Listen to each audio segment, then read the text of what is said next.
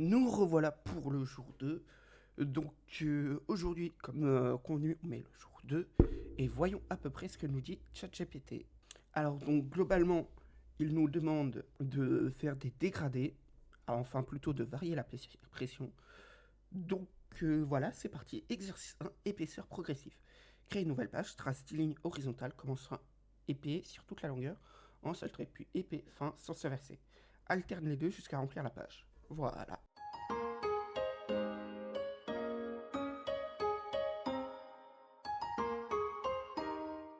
Bon, voilà le résultat. J'avoue que pour le coup, l'exercice avait l'air facile. Vu que j'avoue, c'est pas un truc que j'ai forcément l'habitude de faire.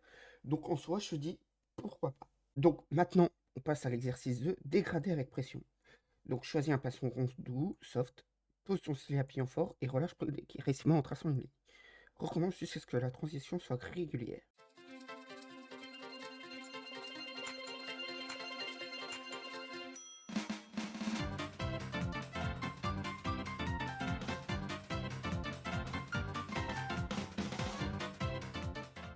Ok, donc pour l'exercice 3, donc entre guillemets l'exercice bonus, il nous propose tout simplement de dessiner des formes simples, cercle, carré, en variant la pression dans un seul trait pour simuler le nombre sans colorier juste avec la pression.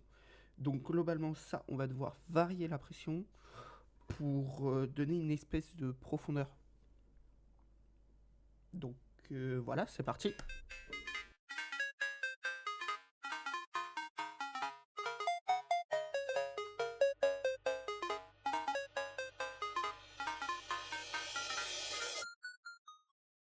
Donc, voilà pour l'exercice 3.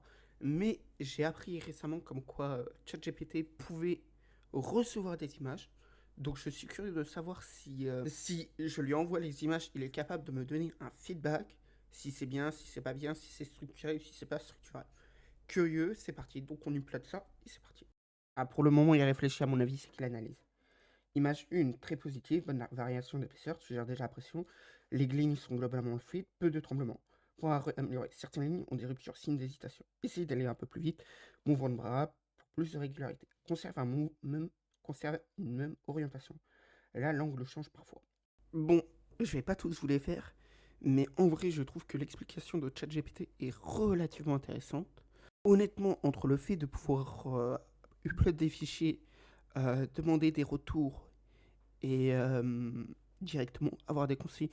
Je trouve ça assez intéressant. Comme vous avez pu le voir, j'essaie d'améliorer le montage entre la partie 1 et la partie 2. Enfin, jour 1, jour 2. Je ne sais pas si on voit une différence. Enfin, je fais de mon mieux. Et donc, du coup, je vous dis à demain pour le jour 3.